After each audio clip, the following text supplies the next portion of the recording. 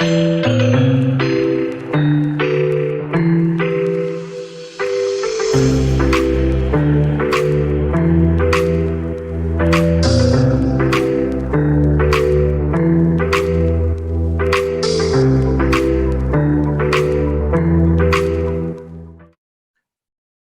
should I pay more? Here we go. Your value proposition should be relevant, irresistible, and irreplaceable. Your value proposition, guys. Know your value proposition. Each person, yes, we are Remax Edge agents, but we all have our own value propositions. We are all special in our own right. Yes or yes? Yes. So your value proposition should be relevant, irresistible, and irreplaceable. Why should I pay more when Joe wants less? Well, peace of mind. What do you mean? Well, you can be certain that my number one goal is to satisfy these specific needs. And then you bring out the sheet, right? Guys, be strategic. Keep bringing back all the resources that you've already presented, the agenda, the information. Keep bringing it back. Don't stop. Show your worth. Don't fall for the trick. Because if you're talking about Joe, the agent from the competition, Joe probably didn't do all that. So remind them that Joe didn't do that. Then how can you be assured Joe's priority is getting your children? Yeah, let's move past this. You see, Joe and I don't resemble each other at all, yet you want us to work for the same fee. Bottom line, do you feel you and your investment are in better hands with me or Joe? You, great. Then should we move forward? Never talk commission rates over the phone. But Mike, they asked me, what do you charge? That's an interesting question, given you've yet to meet with me and discover the value I provide. Have you had a bad experience with a realtor? I really don't think I should answer that question until you've had a chance to discover the value working relationship with me. I do, however, appreciate your concerns, so here's my suggestion. Guys, here we go. Here's the closing statement. Let's go ahead and meet, and at the end of our conversation, I'll let you determine what I'm worth. Does that sound fair? Here we go. Let's say it again. Let's go ahead and meet, and at the end of the conversation, I'll let you determine what I'm worth. Does that sound fair? Now, I'm going to share one more tactic with you that agents use that I'm not exactly excited about. Now, of course, we cannot discuss commissions because we're a group of agents over here, or we're not allowed to discuss commissions, rather, with agents. But I will say this. Some agents just use the buy side, listing side commission. Let's call it, 2 batteries. I don't know, 5 batteries. No, forget about it. Whatever that commission's worth, the full commission, whatever the full commission is worth, some agents use the listing commission, and then when they get to the person, do their presentation, they tell them what the listing commission is, and they say, okay, well, if we're ready to proceed, what would you like us to offer the buyer's agent? Let me go back again. So if someone asks over the phone and you can't get away from what do you charge, you could say my listing fee is X, okay? And then when you get there, then you share what your buyers, what would you like to offer the buyer's agent? I'm not a proponent. I'm not excited about this because I feel like it's quite dubious, but people are stating the fact. What do I charge? I'm the listing agent, so I charge this. And then when you get to there, then they say, okay, well, I'm the listing agent, I charge this. What will you offer the buyer's agent? Now, some agents have seen success with this. I personally did not like it. And the reason I don't like it because I felt like more times than not, when you get to the house, there's some trickery there and people feel tricked. But there are other times people say that they've had success with this. So you might want to use that as your strategy as well if you're pushed into a conversation about commission over the phone. Making doing business with you is easy and convenient. The terms of the listing objection. So a lot of times people say, Mike, I don't want to sign a long-term agreement. So what I like to tell people is a couple of different things. I like to come up with an easy out clause. Something that says, you stand by your service. So number one, you could use the seller may terminate this agreement within 48 hours written notice. Or if a seller or a broker becomes dissatisfied with other party services or promise to perform, either party may terminate this agreement without 48 hours notice. See, note, only agree to this when it's the difference between taking the listing or not. See, the reason why I like this easy out clause is because what I tell people is this. If it truly is a quality of service that they're upset about and you can't seem to make it right, you might as well let them out. You're not selling it anyway, and move on to the next listing. But if there's something dubious going on, see, part of the easy out agreement that I've used is that if I let them out, they must agree if I brought 100 buyers that if they sold it privately, they would owe me a commission.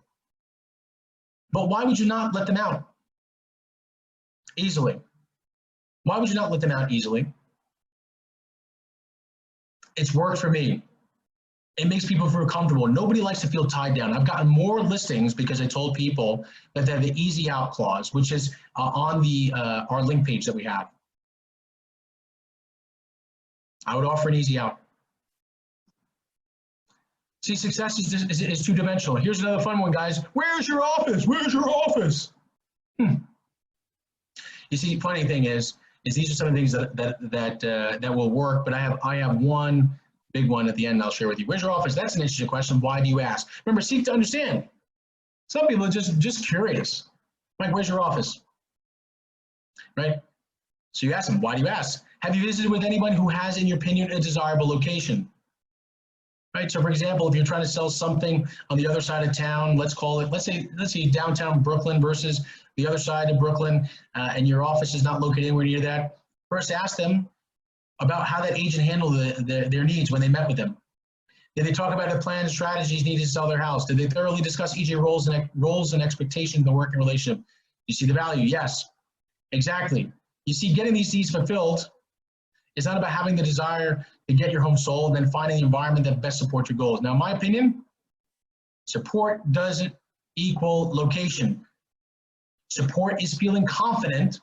Support is feeling confident that the associate you're hiring can put together the plans and strategies that, when implemented and held accountable, will get your home sold. Wouldn't you agree? So those are a lot of words there, right? But you are going back to your value proposition. So what does it matter where your office is located? Some people use the line that my office is my car. I serve all of Brooklyn, Staten Island, Manhattan, Queens. I personally like showing your value proposition and saying that I'm the right agent for you. Why? And then continue asking, why does it matter where the house is located? Why does it matter where my office is located? Because today with digital branding and using this beautiful cell phone over here, okay, really what matters is the right agent for the job. I know this neighborhood. Look, and here's why I know this neighborhood. Go back to your value proposition. Openly sharing your value proposition always leads to future opportunities. I have a friend in the business. Here we go. This is another one. I have a friend in the business. I have a friend in the business. Whoop. If this objection comes up during the solicitation, that's great. Since this is such a large financial transaction, how about I come in and give you a second opinion? So if someone says, I have a friend in the business, just ask him to allow you to give a second opinion. See, because if you prove your worth and your friend's a part-timer, for argument's sake, they may be in such an uncomfortable position, they're not going to allow their friend to take the listing. Here's another side strategy that I've used in the past. Let's say their friend's a part-timer, but they want to be involved, and now they like you. This is a strategy I've used, guys. The homeowner likes you, but the friend works at another company. They're really a part-timer, but they want the friend somewhat involved. So what I tell them is this. Well, you know, Sally, who works at ABC Realty, I can appreciate her. So you know what?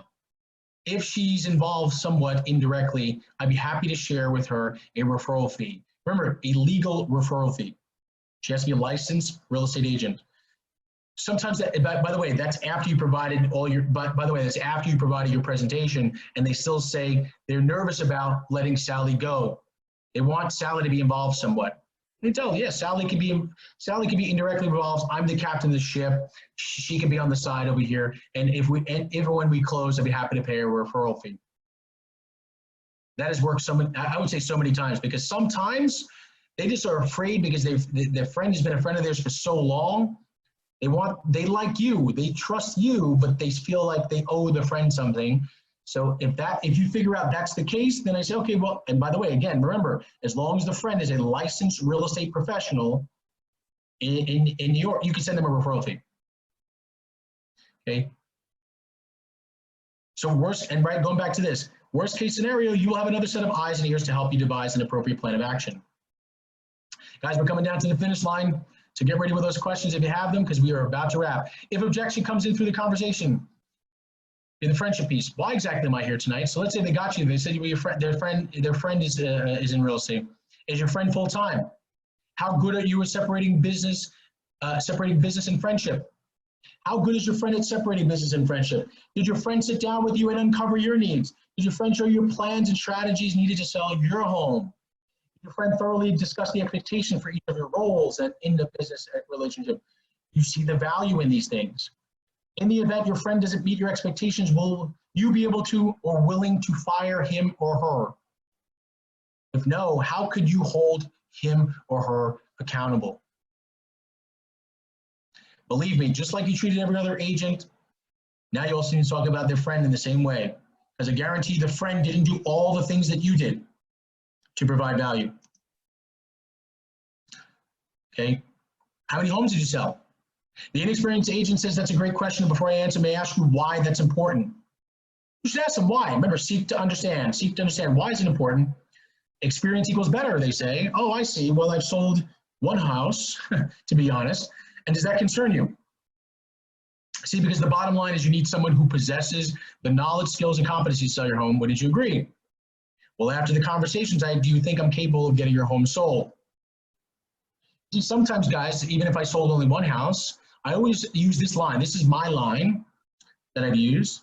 See, sometimes, Johnny has sold 20 houses. Yes, for sure. And I've only sold 2, or I've sold 0. There's been times I told people straight up, I've sold 0, but let me tell you something. I'm going to work harder. You see, I have a plan. See, this is my plan. I've sold other houses in other locations, but I'm going to work harder than him or her because I want to build market share. So if you allow me to follow the strategy, I promise you I'm going to work harder, triple harder. Because see, I've been proven in other marketplaces. Now, if you're a brand new agent, you don't have to say other marketplaces. I've been proven as a manager or something like that, or whatever your job experience was. Or just say straight up, I'm hungry.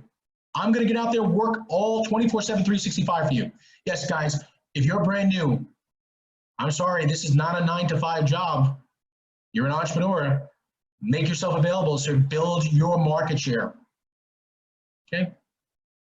If objections come during the solicitation, see, I see, well, I've sold 2 homes. Now, don't let that alarm you, because what I've done in the past makes little or no difference to your specific situation. By the way, guys, the bottom line, sellers need to know you have an intentional and proactive game plan. You have an intentional, proactive game. You have to have a game plan. You have to have an agenda, not just comps, especially when the market transitions. If you have just comps only, you sound like 100 other agents. I'm the market expert. I know how to price houses. Guys, they don't believe you. They look at Zillow, Realtor.com, any portals, Remax, whatever to find pricing. You need to show them you have a plan. Reassure them you have a plan. How do you do it? You have to show it. Never say no until you, right? Here's the bonus, guys. Here's a little bonus piece. Never say, whoops, sorry. Never say no until you know what you're saying no to. Any objection, question, or concern that happens during the solicitation can be overcome with the following dialogue. Let's have a conversation. Let's have a conversation. If at the end of our conversation you still feel the same way, I won't list your home. However, by meeting with me, you may find you can get all you wanted and more. We won't, though, until we've had a conversation. Does that make sense? Are you open to that? Are you open to a conversation? Are you open to a conversation? Well, that's it, folks. This has been a beautiful presentation. So, of course, now I'm going to go ahead and take questions.